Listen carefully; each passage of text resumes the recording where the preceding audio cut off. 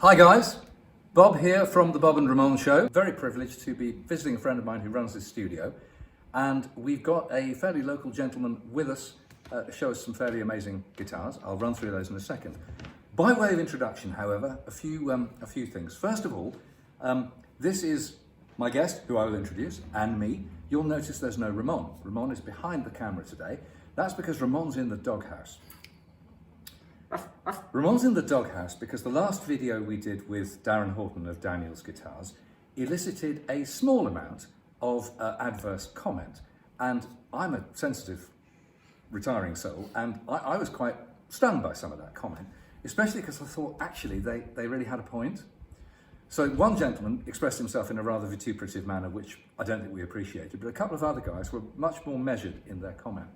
And they suggested that we did talk a little bit too much over Darren. And looking back on the video, which I edited, I think they're right.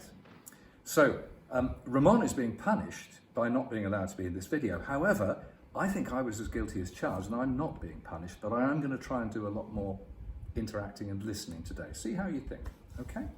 So here we go.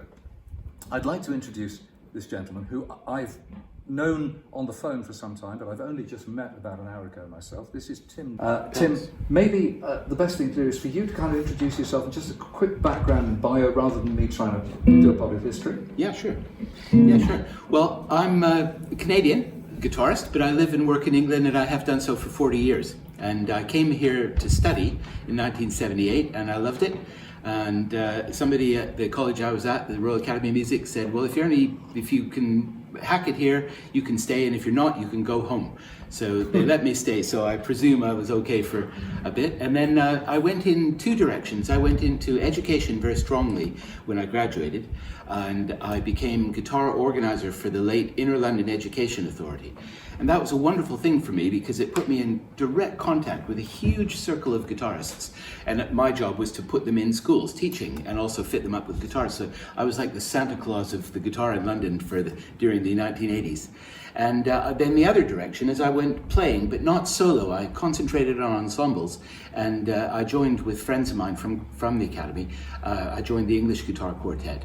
They'd been running some years before, but they had a reshuffle, and I joined up playing octave bass classical guitar, which is really unusual. And so what is that? Is that a classical guitar tune down an octave? Well, it's built to be down an octave. Right, so it's bigger? Yeah. It's not. That's the thing. It's the bigger guitars. It's like a mariachi band. It goes boom, boom. Okay. And we just wanted a low-pitched classical guitar, kind of like if you think Fender Bass 6. Right. In the same way, okay. It's still a guitar. Yes. Okay. But you are fundamentally and first and foremost, you're a classically trained musician. Yeah. So you can do the thing I can't. You can read the fly sheet. I can read. Probably sight read. I can sight read. In fact, my first book was called Sight Reading for Guitar. So, I mean, we have a grown-up musician. This is not amateur world. And your second book... that's my fourth book. This is your fourth book. Have a copy of this, yeah, which you can see there. So this is a proper guitarist who can do proper music and who can write about the stuff as well. So we're privileged. But our excuse for meeting today is that we both seem to have a particular penchant for Guild guitars. Tim is considerably further down that rabbit hole than I am. So we're going to talk through. I've brought a few. Tim's brought rather more than a few. And we're going to talk them through. Nice. Let's do a little G blues. Just a couple of rounds. Just 1, 2, 1, 2, 3, 4.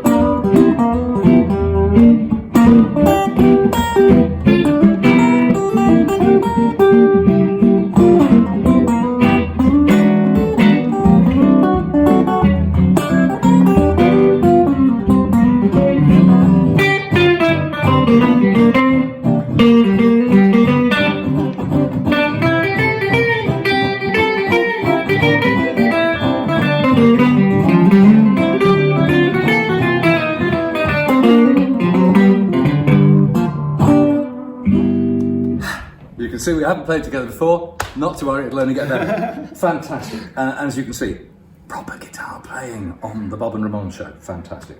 So let's talk about the guitars. Yeah, now these are both yours. Yeah. So talk us through. We're going through in chronological order today. So this is the oldest? That's right. Well, chronology for Guild starts in 1953. And there's lots of different angles and stories as to how the company formed. It was formed in New York, downtown New York, in an old factory that used to make leather goods. And the founder of the Guild company, Guild Corporation, was called Alfred Dronge. And he got some makers together, principally Italians actually, most of them Italian, Puerto Rican. He hired good skilled woodworkers from other industries, and started off with a few people in the top of an old factory in '53. And this guitar I'm playing is from that very first year. In fact, it's probably from the first couple of weeks, because this is guitar number 63. Wow. So the serial number is 10, which all guilds started 10, and then 1063. And it's had a bit of a life. It's been knocked about a bit, but it's a wonderful playing guitar, and it really shows how the company evolved, because that one that Bob has is from a couple of months down the line in 1954, and it's considerably more refined in its construction, more detail, things that you recognize that became Guild. So one of the things, of course, is the headstock. Yes. Yeah, and we've got the two earliest headstocks here. Mine has this one-piece pearl inset, which is very crudely done. It looks like somebody chiseling out of a piece of pearl. And Bob's guitar, well, this is my guitar as well, but it has the headstock that became associated with the company for the next few years, which is a very smooth lettering with a triangle underneath. Yeah. Now, interestingly, you've also got this logo in the middle of the headstock on this one. Yeah. That one comes back all the way through Guild's history, doesn't it? Yeah, that's right. Well, this is the posher model. You see, it's blonde with a bound fingerboard. Yeah. Yours has no binding on the fingerboard. So this model in the first year of Guild's production wasn't really organized in levels, but this is an X330, which is one of those first year models that the X330 was blonde. And the X300 was Sunburst. You know, that's the way they worked, but only for a short time. It's not like Gibson. They weren't given those numbers because of the price points, were they? No, I don't think so. They were. Although they're more likely to try and copy Gibson, is what they were doing. Okay. Yeah. Okay. So 330. Have I heard those numbers before? Absolutely. Although, no, hang on a minute. In 1953 they hadn't. They hadn't in 1953. Not until 58, 59. There you go. Hey, so. In terms of workmanship, craftsmanship, I've often felt that playing at Guild for Gibson, it always seems like Guild had to try a little harder. The craftsmanship is often, you pick it up and you go, wow, it somehow feels a little more handmade. Yeah? Well, there were very few people involved, and the people that were there were mostly luthiers. And highly qualified. Yeah, and they were extremely skilled in woodworking and things like that, but it was the size, you know, they were very small. In the 50s, of course, Guild built some splendid instruments, but Gibson were at a high point as well. Yes. At that time. Yeah. See, I got into Guild a little bit later because I was a teenager in the late 60s in Vancouver, think Woodstock, West Coast, and everybody was playing Guild. And the reason was, of course, is that both of the G and the F, were making poor guitars at the time. Right. Yeah. Yes. So that's people just played Guild. You see, over in UK, Guild have been coming over here for a long time, but they've never come over in the same abundance. Yeah, right. And so over here, it was kind of Gibson and Fender, and then all the British makes and a bit of Yamaha and all kinds of stuff. So Guilds there are some Guilds here, but they're not that common. Yeah, sure, yeah. You know, compared to America. Now, a few things about these guitars. These pickups, they're kind of P90 style pickups, single coils, made by France. Yeah, these are both France pickups. They always fitted the blonde guitars with white covers, but they're basic, quite crude sort of single coils. Yep. But they have their own sound. You Yes. know, they're toppier than a P90. And Guild, bear in mind that the original Guild guitars, as you can see, are built for the jazz market in the 50s in New York. That was the big market. And so both of these are built for jazz players.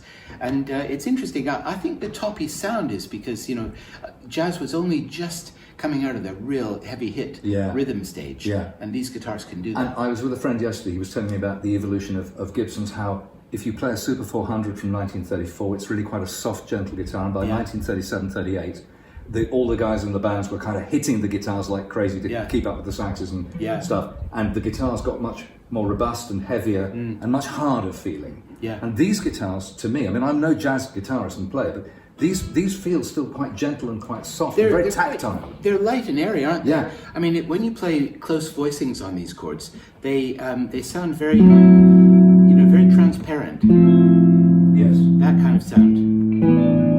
Yeah. You can hear everything. Yeah, more acoustic-y sounding, and they work really well for the Travis thing.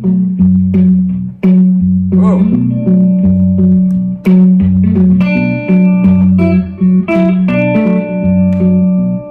They define the parts very, very clearly. Just in case you're interested, so Tim is playing through a car Rambler, and I'm playing through a Polytune Mini Brute. They're both set on clean because most of the guitars today we're going to have on clean. But there you are. That's what we're playing through. It's nice for me. It's rough for him. Sorry. Hey, I don't do clean. Ramon and I discuss pedals a lot, as you might imagine. And in fact, pedals for me are cars. Yeah, it's a bit of a difference. One thing I was going to say about these Franz pickups before we move on is that I've got a couple of Franz pickups on my own. I bought my Guild, which we'll show later, because I'd heard that Larry Carlton used to use one for some recording, and when you put them through an amp with a little bit of breakup and drive, they really have a kind of zing about them. They're really good. If you stroke the strings, you kind of coax the distortion out of them. And these Franz pickups are great for that. Yeah, right. But they're pretty various. I mean, again, they're quite rare in this country. They don't age that well. So, I mean, these are in magnificent condition, but mine are a bit tattier. Yeah. The only other thing to comment for the geeks about amongst you is the knobs on these guitars. I think they're unique to Guilds. They're quite tall, quite dense, clear plastic. No numbers, no markings or anything. Again, the ones on my guitar have faded to a dirtier yellow, but they're the same kind of knobs. And I don't think you find them on many other makers and instruments. Guilds seem to make those for themselves. The other thing is that you've got clues and tuners on here. I do on this one, yeah. Yeah. And these look like they look a bit Waverley-ish, but they're probably not. But yeah. They're open gears. Yeah, I should have looked up. I don't know. Look, they're open gears. Both these guitars, they're in wonderful condition. Interesting. You see, this was a deluxe model. Yeah. So that the extra binding, it's bound up front and back and things. Your bridge is rosewood. Yes. Mine is ebony. Ebony. So the ebony goes with the deluxe model. Now you of course got the bespoke Guild tailpiece. I don't think that's original. Yeah. I think it would have had one of these. I think you might be right. Yeah, that's my feeling. I've seen some pictures of other old Guilds, and I think that's been done. So this guitar was subject to a refinishing. So at the end of the session, it's okay if I get my screwdriver and pliers out and just prise that off and stick that on my Aristocrat. Yeah, perfect. It's better than mine, no problem. Okay, I brought a crowbar for that purpose. So shall we? We've got a lot of guitars to do. So how about a quick turn in A minor slow? Okay. So how about about this?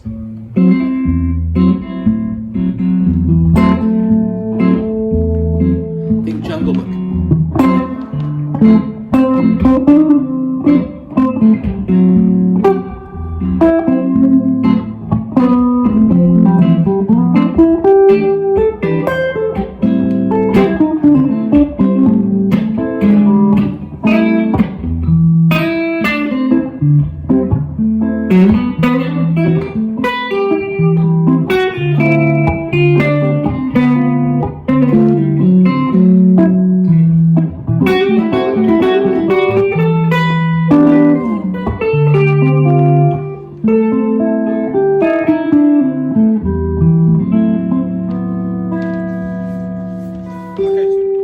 We're back with two more amazing Guilds. I'm going to let Tim describe each one because he owns them and he's something of an expert in these things.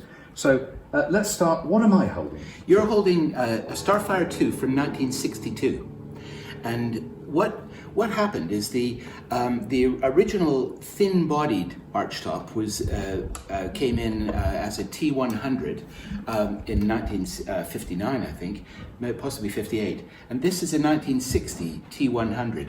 And then the T100 was kind of a budget line, so it's only single binding, and there's a few other sort of economy gestures on it. The Starfire was a step up a little bit like that. So you'll notice that the body shape on these is identical. So the Starfire evolved, I think, evolved out of incredibly the comfortable T100. Beautiful guitar to play. And you know, it was the T100 that did it originally for me. I went into a music shop in Vancouver in 1968. I was playing a really poor quality late 60s Gibson at the time. Just one of the ones that didn't work. And I played this Guild T100, and that was the beginning of my Guild affliction, 1968, but it took me a while to get my first one. So yeah, this is the comparison. I really wanted to show the difference, you know, between them. This particular T100 is almost mint. It's just immaculate, and so is the case with it, which is exciting. And it's got a few features that hark back to the older ones. So it's got the Franz pickups, but now you've got two of them. And you've got basic Brazilian rosewood fingerboard, of course, on both of these. And so the move to the Starfire was a bit of an upgrade because they put the Diarman Dynasonics done in the Guild white bobbins that they used. Apparently they originally did have the Gretsch style black, but then they quite rapidly changed to the white. So I've only seen white on Guilds, and these white Dynasonics are Ramon's favourite pickups. Yeah. Yeah, so that's it really, and I thought it was really interesting just to see the two guitars, to see how the T100 became the Starfire series. They continued to make T100s through the 60s, and but they became increasingly budget. You know, they used the little single coil pickup that everybody calls the Mickey Mouse pickup. But sometimes you see T100s with other pickups as well. Both T100s I've owned, and I had a blonde one as well, have had the white Franz pickups. A little attention to detail. I went to see a collector friend of mine yesterday who had some amazing Epiphones, and they also had these little pin dots instead of those tangs like you get on a Gibson to mark where the setting is. And I haven't seen them on a Guild before. Oh yeah, they're there all the time. Most of the guitars will have. Because at that time, you know, late 50s, early 60s, and Epiphone had by then just sold into Gibson, but the craftsmanship at Guild and Epiphone was very kind of boutique, high-end Luthery heritage, wasn't it? Well, it was also shared, because there's a strong story about Epiphone workers moving. They migrated. They migrated because they didn't want to leave Brooklyn, and Gibson. There were strong union problems happening at the time. Right. So there's a certain amount of migration between the companies. I'm not exactly sure on the chronology of it, but there was no doubt that Epiphone had an influence in early Guild. Right. Absolutely. Yeah. Now, just while we're on these two guitars, we're going to keep moving pretty quickly because we've got a lot to cover, but I just want to talk about the finish of these guitars. So this is a Sunburst. As Tim says, it's in fantastic condition. It's pretty much mint. What's so interesting, which the camera is going to be hard pushed to pick up, is the exact colour of the dark brown or black. It's got a very definite kind of sepia, a slightly greenish hue to it, which adjacent to the red layer of the Sunburst, it means that the red layer is actually brown and the yellow layer is yellow. It's an unusual Sunburst. It's very, very beautiful. Yeah, it is. And it echoes something, again, I saw yesterday, some 30s Epiphone archtop acoustics, which were really sepia coffee coloured. Right. Totally different. There's an edge of that in there. Yeah. But segueing into this guitar, I mean, I've seen Starfires. We've seen them in red, we've seen them in blue, we've seen them in transparent black. Never seen a honey honey amber, they call it. Honey amber. Never seen one of these. Well, no, I hadn't either. And you say Hans Moos. Hans Moos is the author of the definitive book on Guild. I think he's based in Switzerland. He's from the Netherlands. Right. He's Dutch, but I think he's in Switzerland now. Right. And he's written the book on it, and he pretty much knows stuff about Guilds. And he said to you that he hadn't seen one either. Well, it's in his book, actually. At the time he wrote the book, he said none of these have yet surfaced. Right. But they probably have by now. Okay. But it's nevertheless, the honey amber is a very rare colour, and it's a lovely thing because you've got sapele mahogany with the strong stripes, and we're quite used to seeing that with the cherry finish, but it's thrilling to see it with the honey amber. It's absolutely fantastic. Yeah. And these guitars, there's something about them, they're extremely comfortable. The fact that there are no body cuts or anything, but they're arched both front and back, and they feel absolutely fit fantastic. In there, isn't it? Well, that was the thing that did me back in 1968, you know. I played it, and I just remember playing the first chord and going, oh man, I really love this guitar. Wonderful, wonderful, wonderful. We haven't even tuned up, but I think we're in tune.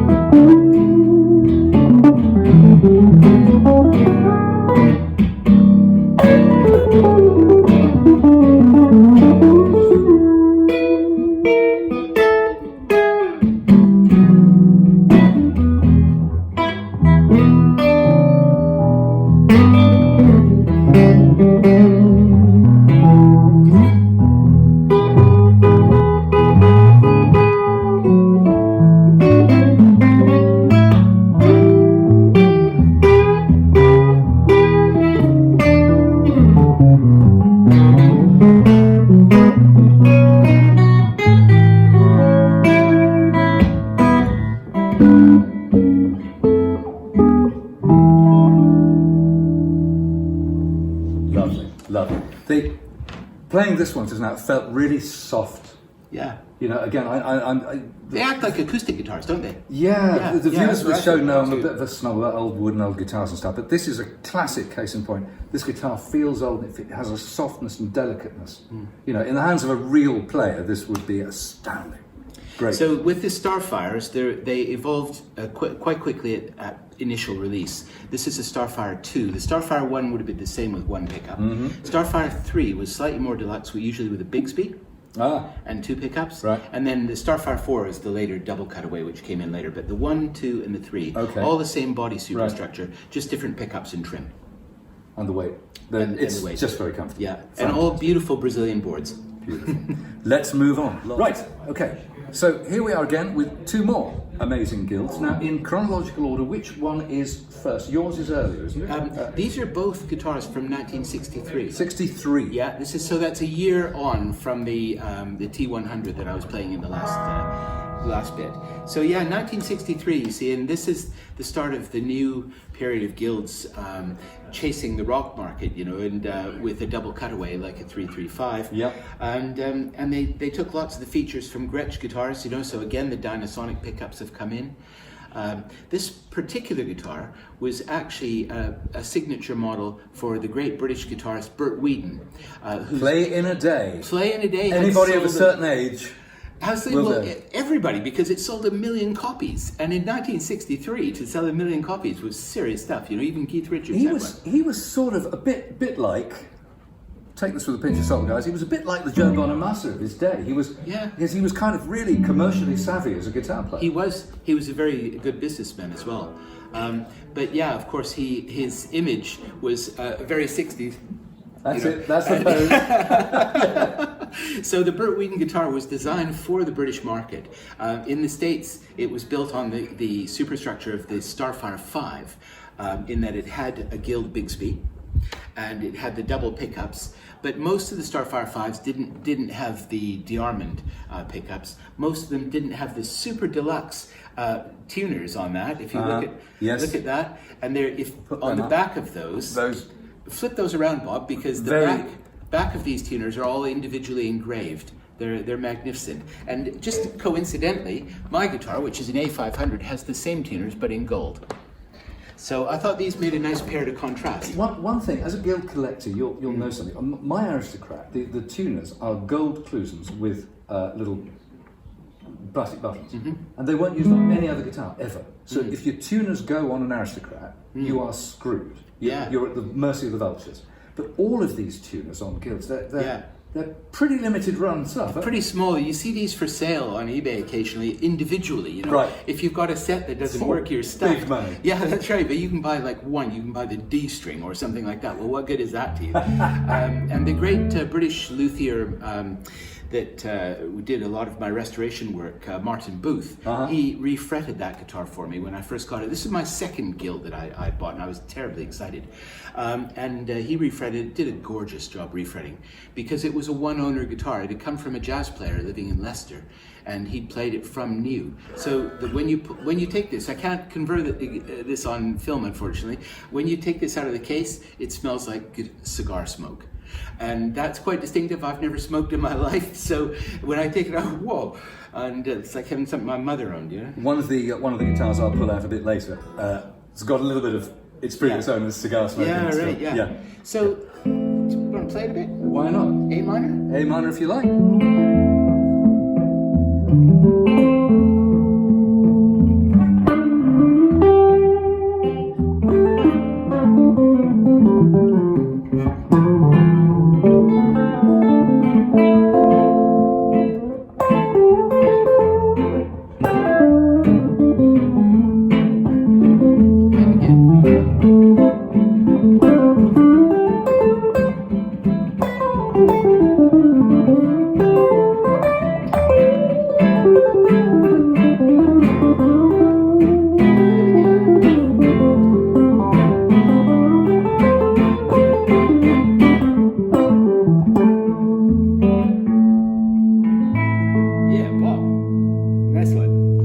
We're going to let him solo next Okay. time because that's the meat of the sandwich. Right. I really wanted to play rhythm on this guitar because the reason I could afford to buy this guitar was because it does have one extra addition.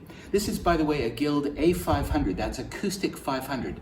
They did an X500 as well, which was an electric, same body structure, but the electric one had double pickups, X500, and later became the X700 with a solid top. But this one, I'll tell you about the history of it in a sec, but it's got a Gibson patent number pickup on it, and that was cut in. Somebody obviously felt that the Armin pickup that was there originally wasn't good enough. So that's a contemporary kind of mid-60s. Mid-60s pickup, a little bit later because the guitar is 63, you see. Okay. So, but here's the hole Yeah. for the tone control on the original Armin. Yeah. So that was there. Unfortunately, the Armin pickup wasn't with the guitar when I bought it. And obviously these wouldn't have been there either. No, they wouldn't have. And indeed, these are Gibson reflectors. Those are Gibson reflectors, that's right, exactly. So whoever did this wanted really to have a Gibson, but they'd had a Guild, so they fixed it. But luckily for me, that meant the guitar was affordable. The pickup is a Gibson patent number. Wes played those. Yeah. I can live with it. Oh, yeah. You know?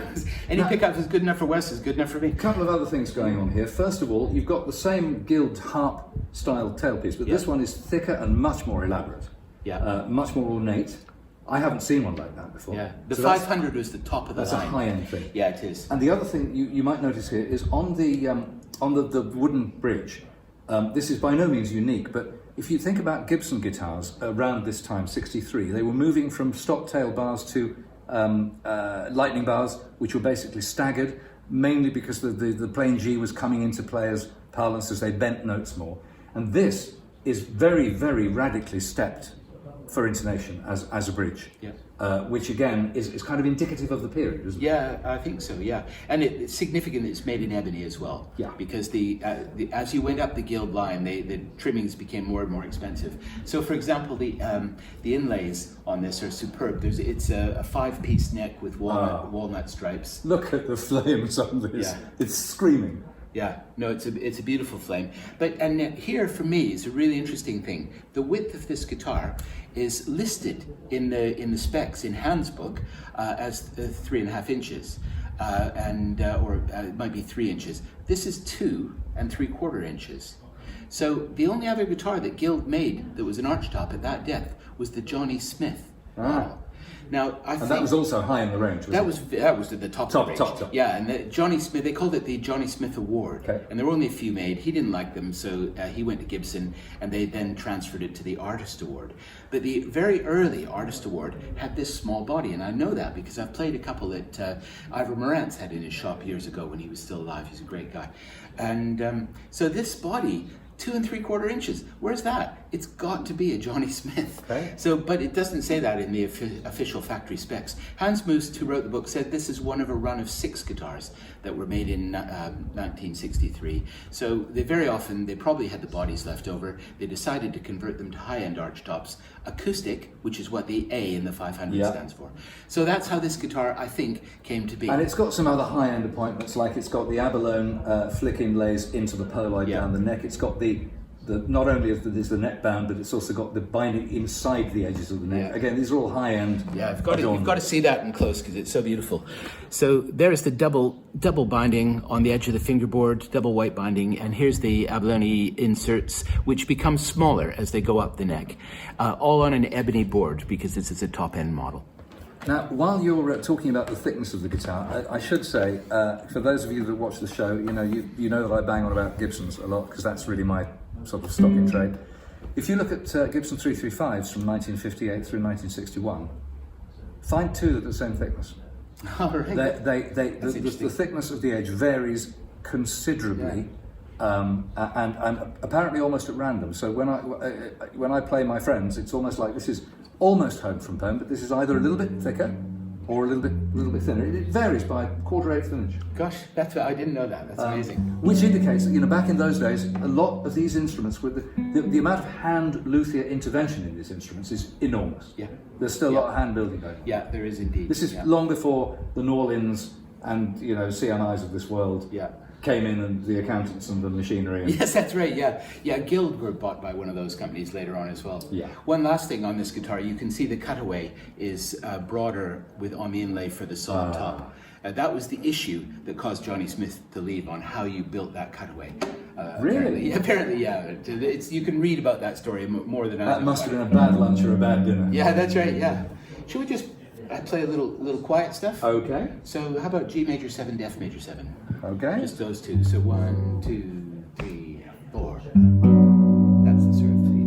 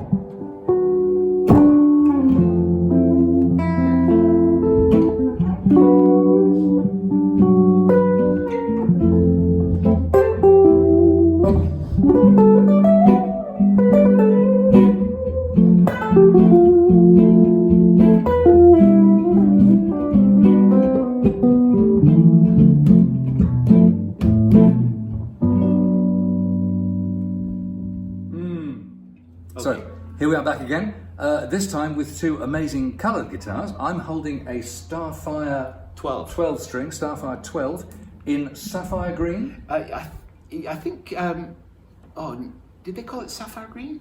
No, I don't think so. No, there was an emerald green. Emerald green. Emerald green, yeah. I mean, it's the most amazing kind of bottle green colour, quite emeraldy. Again, slight sepia tint to it, but mainly green. It's the most beautiful finish. Front and back, absolutely beautiful. Wood showing through. And now, what kind of tuners are these? They, around this time in the mid-60s, Guild started importing tuners from the Far East. And they're probably Japanese. Okay. But open-backed. Yeah. Right? Yeah, we see them on several guitars. I have another guitar from 1966, which I couldn't fit in the car. I didn't have a big enough car to bring here. And it has the same, only it's not 12s, but same kind. And I replaced them with, but these ones work really well. Now, this guitar, normally I have a devil of a shop with tuning my 12 strings. This guitar is straight out of Tim's car. And it's a hot sunny day today, the first hot sunny day we've had in England for the last 432 years. It's straight out the car, and I'll literally just play a riff because you can hear how the sound is, because this is it's a semi-acoustic, but it's got a block in it. It does, yeah. It has a centre block. Yeah. Two kind of mini humbuckers. They're not high power humbuckers, they're medium power humbuckers on a 12 string. So very different to a Rickenbacker or a Fender. And just.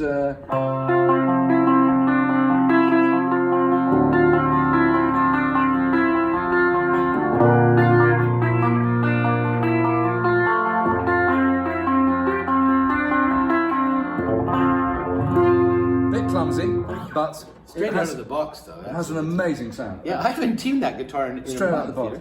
And I imagine this through something like a Vox A230 would just be heaven. Yeah, it has a wonderful sound. Yeah. But interestingly, for a 12 string, it's still got a wooden bridge. Who would think? Who would think? And, yeah. You know, I mean, the truth is, it doesn't really matter whether it's wood or metal, because most manufacturers still put 12 strings over 6-string bridges, which meant the intonation, particularly on the low and high G string, is always like miles apart, which means if you're soloing on the guitar, get much above the 8th fret and you're horrific. It sounds ghastly, doesn't it? Yeah. But what else to say about this? This was your first Guild? It was my first Guild that I bought in the UK, yeah, and it's got the original case, and I was absolutely thrilled because of my previous affliction with Guild, and when I saw the green, I just couldn't resist. But I didn't realize quite how rare it was, the green, especially on the Starfire range. Yeah. And it looks incredibly beautiful. It's quite different than the Gretsch greens that you get, all the ones that are on the country club. Yes. But the main reason I bought it was just because I fell for the sound of those small humbuckers. They're similar to patent applied for. You know, they're knocking around 8.5. and a bit more on the bridge. Okay. And tell me, are these the same kind of humbuckers as appeared on the guitars that Guild produced in the early 70s that looked a bit like Frankenstein SGs? Oh yeah, the S100. Yeah. I know the ones you mean. Yeah, this Guild small humbucker was used right through the late 60s and the 70s, and then was replaced with the larger, in the mid 70s, was replaced with a larger Guild humbucker called the HB1. And the HB1 has become a really sought after pickup because it's again low output for a humbucker, but very, very beautiful range and definition. Great. And these pickups have that quality as well. They jangle a bit more than the HB1s, but they're very beautiful, and they're just the guitar is very musical to play. You know, when you play it and strumming it. Yeah. I remember taking it to get set up in Colchester, and my repairer said, "Oh, so you're going to be into some rhythm guitar, are you?" You know, I hadn't thought about that for years, you know, because I've been playing classical guitar, and I realized he was right, you know, and you're strumming these chords on this guitar, and it really works. I mean,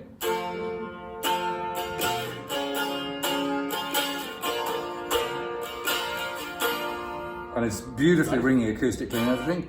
Aficionados of Yes will realise VUM. Thank you.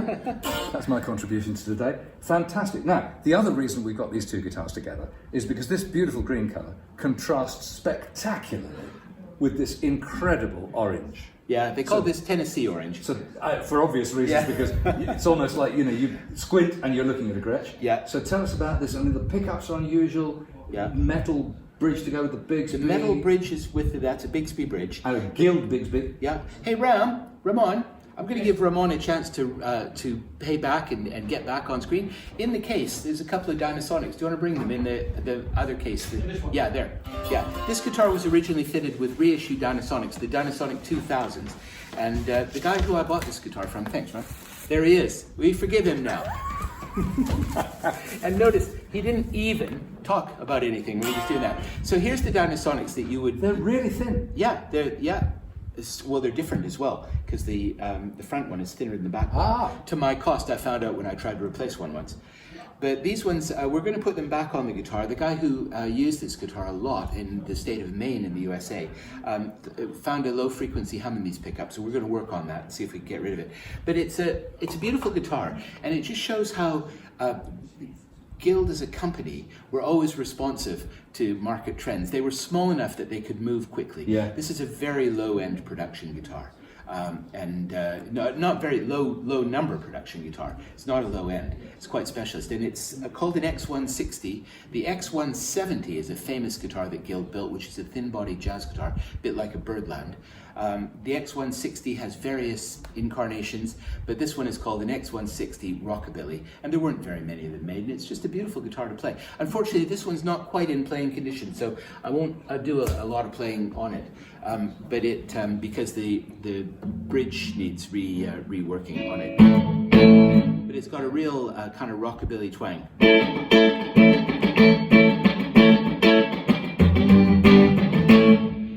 That a lot, and that's even really punches. Yeah, with the humbuckers, it'll sound even more so with and the what kind of humbuckers are these? I've never seen these. They've got 3 letters like GSR or something. It's an American brand that generic. You can buy them online, and they're very, very good. I apologize to the company. I don't know the name of your company. Actually. We maybe look them up and put a super on. But the other thing that's interesting about this guitar is it's obviously you've got a pickup switch and 2 pickups, but only one tone and volume to control both, which is an unusual configuration, particularly on a box. Do you know what? I think it's a rockabilly thing. You know, who wants to fiddle around with the knobs? Right. It's like Eddie Van Halen's tone control. You know, one. Absolutely. That's it. Same sort of vibe. Simplicity is good. Tell me the in-between position on this guitar, because I very often I like the glint you get. How's that? Yeah. Oh yeah. Pickup. In-between pickup.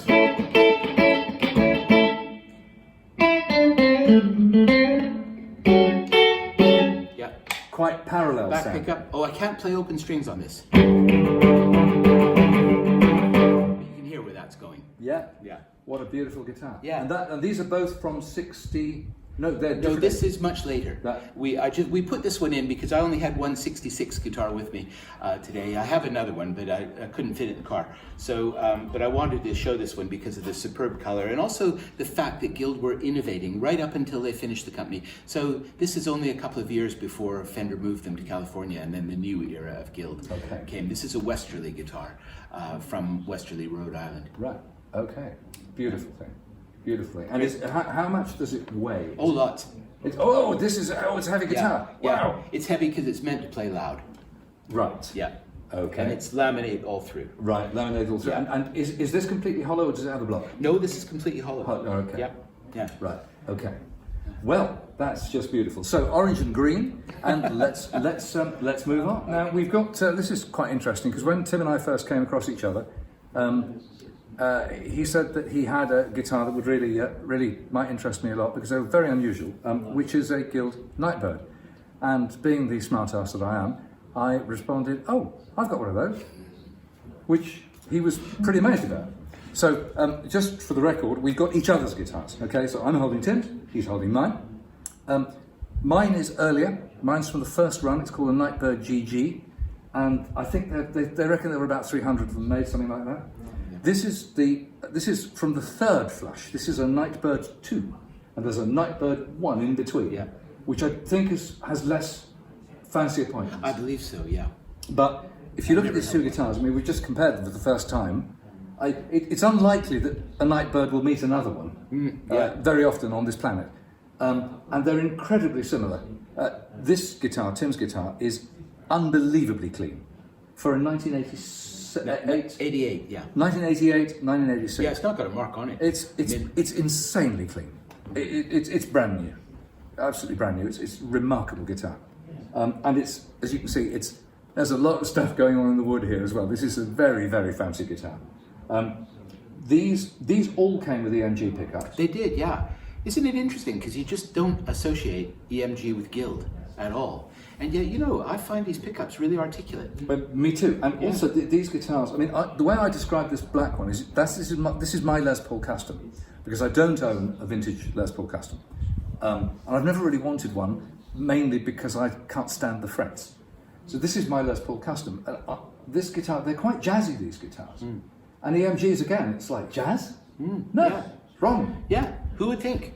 You just wouldn't guess it. But the earliest of that, the first flash of guitars, came with Seymour Duncan humbuckers. Oh, did they? Oh, right. Okay. And then for a while you could order either EMGs or Seymours, and then apparently they just sort of flopped into EMGs. They obviously kept the EMGs because they liked them. That means that both these guitars have batteries inside them. They're active.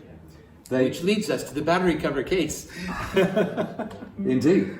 They've got pickup, selector switch, volume, tone.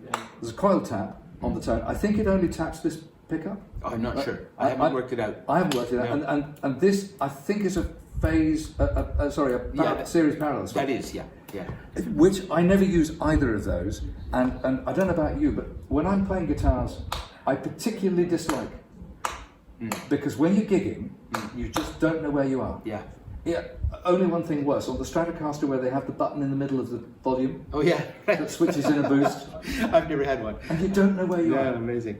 But so, what's your impression of that? How does it feel compared to yours? It feels the same. It feels... Actually, to tell you the truth, I think yours feels hotter Okay. than mine is. There's a lot of on the note, And the pickups are really doing their job. Now, one thing that Bob didn't mention on these guitars, which is really significant, is they're actually routed out. They're actually hollow. And what I'm kicking myself, I should have brought along. I've got the unbelievable thing. I've got an original Nightbird body that's not finished. What we can do, I think you did send me a picture, but we can just drop the picture. We can drop it in, okay. This, And on the body blank that I've got, which I'm going to turn into a new custom Nightbird style, I think we're going to call it a Seabird, because living in East Anglia as we do. And what's really interesting is that you can see in the body blank that I've got how complex the chambers are in here. There's really a lot of fresh air inside the guitar, which is very unusual, you know. And of course, this is a direct derivation from Guild's Bluesbird and the original Aristocrat, which appeared to be solid body, but were actually hollow body, and they were trying to get in control of the feedback. Which we're going to come to shortly. Yeah. So yeah, that's it. And then Bob was on the way to the electronics cover. Now you can't see very well because we haven't taken them off, but what's incredible is that these are tortoiseshell, both of them. So they have tortoiseshell pick guards, bound about 9 times. Very old school, very Guild, and then tortoiseshell electronics covers. You gotta love it. It's just one of those little details. It's a lovely little detail. It's a private joke. Yeah, that's right. Absolutely. Hey, okay.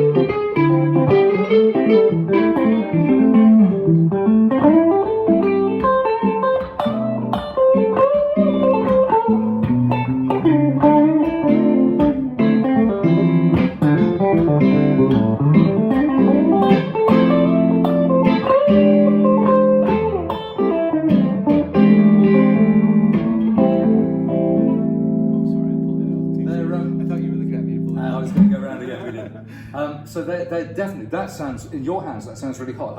I haven't heard anybody else play that for forever. Yeah, it's got real attack, doesn't it? And they are, again, what I said at the head of this about something about Guild guitars, how they kind of feel just really well, like maybe a little better made. And these ones, so these are 80s guitars, but for modern guitars, these feel better made than their peers. Yeah, you know what? They were just way ahead of the game with all the features on this that have become standard in years since. But they were revolutionary in this. But you know what? For me, and I'm an acoustic player. You know, when I'm making money, I'm playing classical guitar. What I love about these guitars is how many real punchy, high output, EMG based solid bodies can you play a dissonant chord on and it holds its voice. Yeah. It's so pure, and it's as if Guild has managed in these guitars to stay true to their jazz roots. Yeah, really balanced. It really is. So, how long did it take you to find yours? Oh, I looked for quite a long time, actually. How long? Probably more than a year. It took me 13. Oh, 13. No, I started looking seriously, and I found it. It was just on eBay, and it was a guy in Bristol, a retired pilot. And he'd bought it 6 months after new, in Chicago, and he carried it all around the world with him, but he never played it. And he had some other beautiful guitars as well, which he sold in the Netherlands. But that's obvious. I mean, this has not been played. No fretware. No. One little thing worth mentioning is got very high quality hardware. Yeah. These are Muller engineering hardware, and they're beautifully made, both gold plated in this case, but there's a great precision about the tailpiece and the bridge here, which is just lovely. They are. Yeah. So very quickly, my story about that is I used to rehearse at a studio in South London under the railway arch bridges, and one of the guys who was kind of engineer and general factotum at that place, a guy called Jerry, very nice man, he had one of these. It was stripped, a bit like Mark Bolan's guitar, stripped, so it was kind of natural wood colour. And one night, I don't know, I broke a guitar or something. He lent it to me for a rehearsal session. And at the end of the session, I said, Jerry, please sell me this guitar. It's beautiful.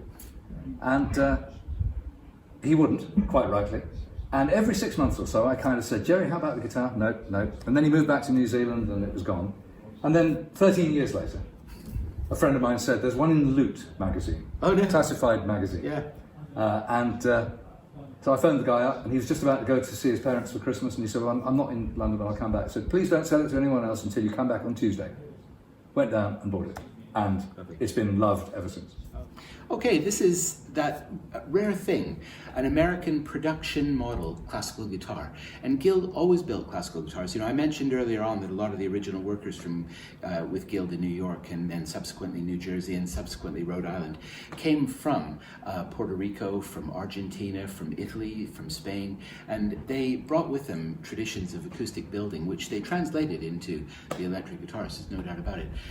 There was a principal maker who designed this guitar. His name was Carlo Greco, and his own electric guitars are extraordinary. They look like the pearly king and queen in London, but he was a wonderful maker, and he built proper classical guitars. The thing is with classical guitar, you can't look, I mean, you look at this and it could be, you know, a 50-pound plywood cutout. Yeah, charity shop job. Yeah, that's right, yeah. And in fact, it's bear claw spruce, beautifully quarter sawn, Brazilian rosewood bridge, solid mahogany back and sides, which is great, which you can't see, you know. But what really gives it away is the quality of the woodwork inside, and I can't show you that, but I can tell you that whoever built this guitar, and it was well after Carlo Greco had died, because this is a 1988 classical, or 1986, sorry, 1986. They took enormous care over the way the strutting was done. This has the traditional fan struts and a bass bar running that way underneath, and each of the struts is scalloped down to nothing at the end. It's absolutely perfect and really nice. So I got this guitar to show on this show because I thought I knew I was going to be talking about Guild. You know, even if you know only a little bit about Guild, you know about their electric guitars and probably some of their acoustics, like the big jumbos, 12 strings that Tim Buckley and people played. But hardly anybody knows about the classicals, and they're so beautiful. I really thought it was worth doing it. When I got this out of the case, and it wasn't an expensive guitar, I only got it a couple of weeks ago,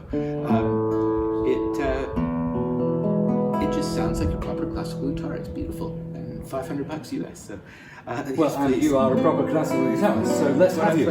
Okay, so I'll just play you a little piece out of Passport to Play Guitar. This is out of 3.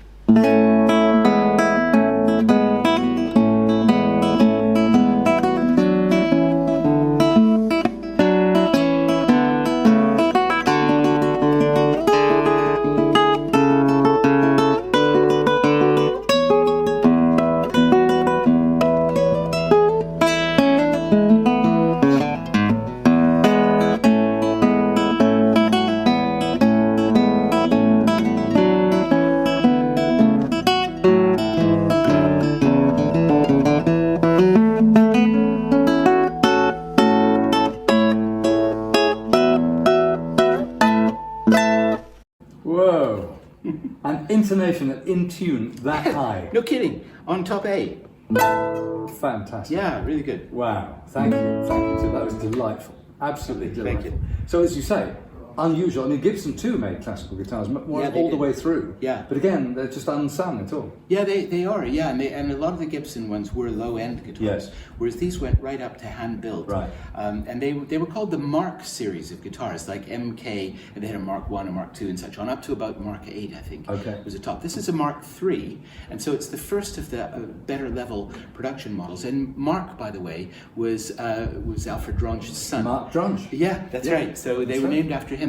But there was also, you know, you will have heard of the great scientist Dr. Kasha, who worked with Gibson in designing an outlandish shaped bridge which went from very wide to very narrow, and other things, hollowed out headstocks with lead weights in them and things. Kasha was a real revolutionary. Well, before he worked with Gibson, typically he worked with Guild. And I've often wondered, the Gibson guitars are often called Mark, aren't they? They're called Mark. Yeah, that's right. And so I've wondered if Kasha took the idea of the Mark and took it to Gibson. I don't know that. That's pure conjecture. Probably. But the point is, it's a beautifully designed classical guitar. It sounds good all over. It's a joy to play. You know how you pick up, especially here I've been sitting playing electrics for the last little while, and you pick it up and you try and play classical, and it feels like, you know, it's really awkward. And this one doesn't. It just is a beautiful guitar to play. The neck profile's perfect. So there you go, Guild classical guitar. And to complement it, a slightly odd man out but an ugly duckling. This is my 1958 Guild M75 Aristocrat. This is the thing I mentioned earlier. France P90 pickups again. The colours aren't quite the same, so I should think they're not matching. This is a Frankenstein guitar. I think it's had a neck break. I think it's had a headstock break. A heel break and a headstock break. The wood around the pickup selector switch is slightly split. So it's a bit, I've had to replace the wooden bridge myself, so it's a bit of a Frankenstein. But as I mentioned, I won't do a demonstration of it now, but this guitar sounds great when you put it through an amp just on the edge, and you sort of stroke the strings, and you can really get kind of a zing and a bite to it. Yeah. It's lovely. I mean, I don't record much, but if I recorded more, I think this would get a lot of work. Isn't it interesting? Because, you know, we've talked already about how Guild were responsive to markets. Well, one of the first times I ever saw a picture of this guitar, I didn't see him playing it actually, was John Lee Hooker. And there's a picture of him playing an Aristocrat. And I thought, God, that's really interesting, you know. So Guild were looking at the blues market as well, you know, in the late 50s. And here we are, you know, with you talking about a blues player's expression. Yeah. Now, this guitar is pretty much entirely hollow. I mean, it must, I think, be somehow reinforced here because of the pressure, but I'm not sure what. But it's very, very hollow. It's extremely light.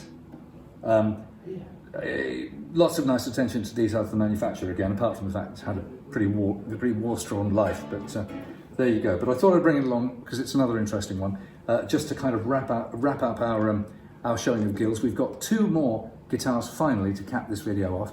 So let's move on briefly to those. To cap this video off, we've got two acoustics. One is from 1964, and it's a Guild Economy M20. Don't be put off by the Fishman pickup across the sound hole. That's just a visitor. But this guitar, incredibly light, all mahogany. Yeah. A real little sort of sit on the porch blues type guitar. There's the import heads again. Sorry? There's the import heads again. Imports. Yeah. Tuning pegs and stuff. Take him off there. Oh yeah, doesn't look good. Yeah. And I mean, you know, very simple adornments. Yeah. The previous owner put a hole in the side of it for an electric pickup, which is why I've just. Looks like he hung his washing on it. Well, it's a big thing, isn't it? But you know, apart from that, the guitar's original. Brazilian bridge though. Clean Brazilian bridge, and it plays nice. And it's got a really sweet little voice. Yeah, right. Yeah. Can I just play a bit on this? Yeah. One? Okay, so you know, I love these smaller bodied acoustics. You know, they're just really balanced under the fingers, kind of like a classical guitar.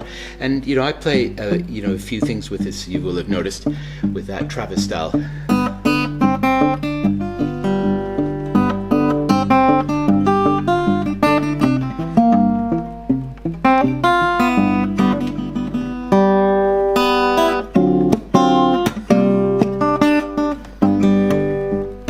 Take another chorus of that.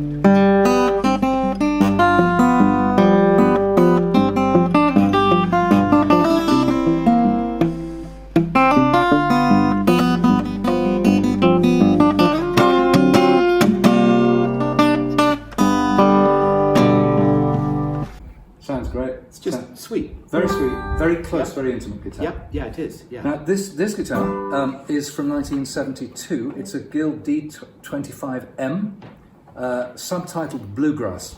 So it's a dreadnought size guitar, but it's a mahogany top, all mahogany really, and then the mahogany top is finished with a slightly yellow dye to give it this kind of golden orange thing. The reason I bought this guitar was I needed a 6-string guitar when I was about 17, 18 as a student. This was my second acoustic guitar. It was in a shop called the Fender Soundhouse in Tottenham Court Road. We all used to call it the Fender Shit House because it didn't have very good stock. And that was in the days when Telecaster Customs and Telecaster Deluxes had just come into the market and nobody liked them. So, how the world has turned. Anyway, they had this guitar second hand with a few dings in it, but pretty good. And Cat Stevens was in the shop and he was after it, and I just put my £117 down before he did and got it. But the real reason I was enamoured by this guitar was it was the closest thing I could find at the time, and for 35 years later, to the guitar that was on the cover of Brighter Later by Mick Drake, who I adore, until I found this one, which is the guitar that's on the cover. Now, he never played it. It was borrowed, I think, from Eric Clapton, who was in an adjacent studio that day for a photo shoot. So he never played it. He played completely different guitars, often classical guitars. So it's a complete myth, but I just wanted one for the sake of it. This has a beautiful, intimate tone. This is quite different. This is a bit of a basher.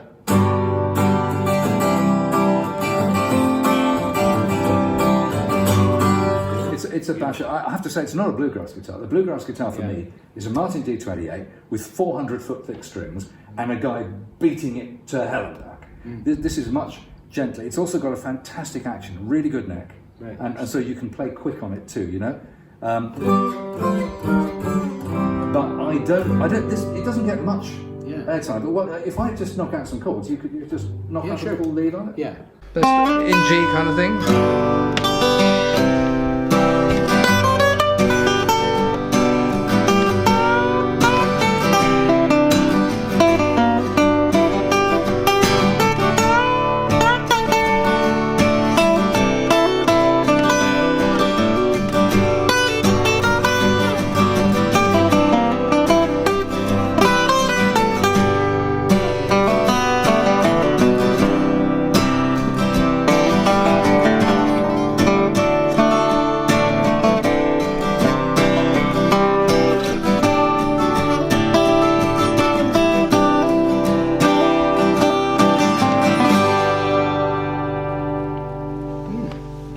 They work quite well together, but that's a couple of Guild acoustics. Guild are well known for their acoustics, and we haven't featured any of their big 12 strings and stuff like that today. We've mainly concentrated on the jazz boxes and the electrics.